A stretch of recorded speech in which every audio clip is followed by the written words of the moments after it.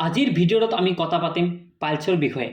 Piles অৰ্থাৎ অৰ্শ বেমাৰ বা বাবাচিৰ বুলি কোৱা হয়। পাইলছ অৰ্থাৎ অৰ্শ বেমাৰ ঠিক কৰিবলৈ সকলোতকৈ ভাল কোনটো মেডিচিন ব্যৱহাৰ কৰা হয়। আপোনালোকে ইয়াৰ বিষয়ে সকলোবোৰ তথ্য এই ভিডিঅ'ত পাব।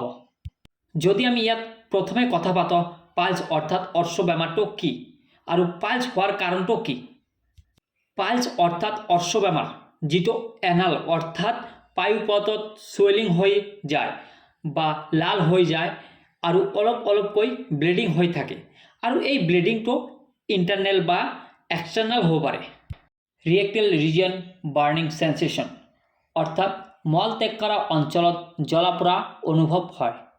আৰু আমি যদি এতিয়া কথা পাতো মেইনলি কি সিম্পটম বা লক্ষণ দেখিব পৰা যায় পাইলছ বেমাৰ হ'লে বা অৰ্শ বেমাৰ হ'লে। সেই লক্ষণ বা সিম্পটমবোৰ হ'ব পেইনফুল লাম্প অৰ্থাৎ বিষাক্ত গোট বা বেদনাদায়ক পিণ্ড, ইচিং মানে চুলকানি, ডিসকমফৰ্ট, ব্লাড স্টুল, সাডেন ব্লিডিং বা হঠাৎ ৰক্তপাত হ'ব পাৰে। এই সকলোবিলাক লক্ষণ বা সিম্পটম দেখা যায় পাইলছ বা অৰ্শ বেমাৰ হ'লে।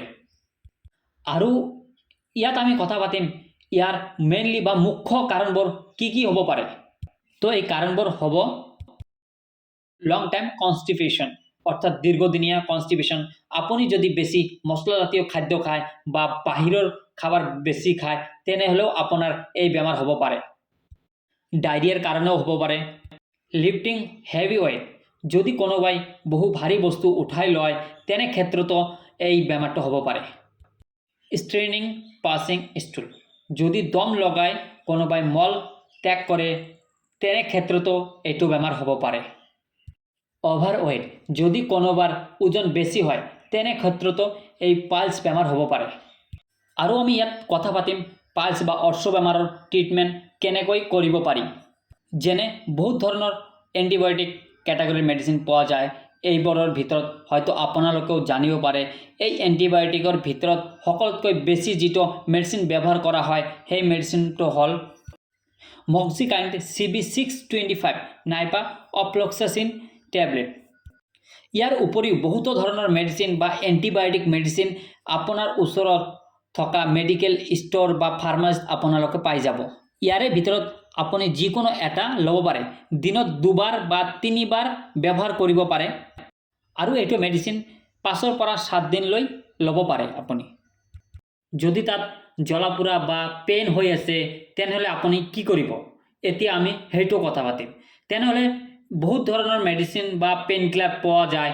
তাৰ ভিতৰত যিবোৰ ভাল আৰু বেছি ব্যৱহাৰ কৰা হয় সেইবোৰ হৈছে যেনে জিৰোডল পি য'ত এস্ক্লোফেনাক আৰু পেৰাচিটামল থাকে, নাইবা আইবুপ্ৰফিন। ইয়াৰ ভিতৰত যিকোনো এটা মেডিচিন দিব পাৰে যদি পেচেণ্টৰ পেইন হৈ আছে। এইটো মেডিচিন আপুনি দিনত 2বাৰ দিব পাৰে, ৰাতি আৰু ৰাতিপুৱা খোৱাৰ পিছত। যদি আমি ইয়াত আদাৰ ট্ৰিটমেণ্টৰ কথা পাতো তেনেহ'লে কিছুমান এনেকুৱা কণ্ডিশ্যন যেনে হেভি ব্লিডিং নাইবা অলপ ব্লিডিং হৈ আছে তো এনেকুৱা কণ্ডিশ্যন ব্লিডিং অৰ্থাৎ ৰক্ত বন্ধৰ কাৰণে কিছুমান মেডিচিন দিয়া হয় যেনে ট্ৰেনেক্সা 500 আৰু ষ্টিপ্টোফিট ই। ইয়াৰ উপৰিও বহুতো মেডিচিন পোৱা যায়। ইয়াৰ ভিতৰত ইয়াৰ যিকোনো এটা মেডিচিন ল'ব পাৰে যদি পেচেণ্টৰ ব্লিডিং হৈ আছে। দিনত 2বাৰ এই মেডিচিনটো ল'ব পাৰে, ৰাতি আৰু ৰাতিপুৱা খোৱাৰ পিছত। ইয়াৰ পিছত যদি কথা পাতো কনষ্টিপেশ্যনৰ কাৰণে যদি তাত প্ৰব্লেম হৈ আছে তেনেহ'লে ক্ৰিউমেলেক্স য'ত ছ'ডিয়াম পিক'চালফেট পোৱা যায় এইটো টেবলেট পেচেণ্টক দিব পাৰে।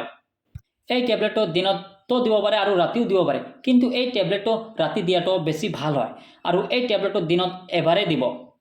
ইয়াৰ পিছত যদি আমি কথা পাতো এণ্টি এলাৰ্জিক মেডিকেশ্যন যেনে লিভোচেণ্ট য'ত লিভোচিট্ৰিজিন থাকে 5 mg বা 10 mgৰ এটা টেবলেট দিব পাৰে আৰু এই টেবলেটটো ৰাতিৰ সময়ত খালে বেছি ভাল হয়।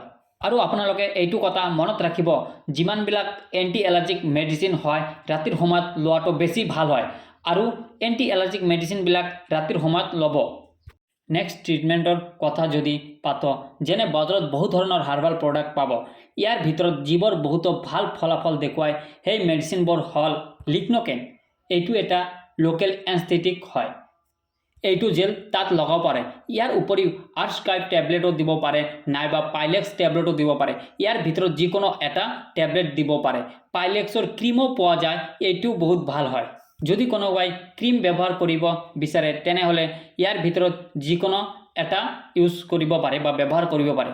ইয়াৰ উপৰিও যদি ঠিক নহয় তেনেহ'লে তেনে কণ্ডিশ্যনত সাৰ্জাৰী কৰিব লাগিব আৰু ডক্টৰৰ পৰা পৰামৰ্শ লৈ ল'ব।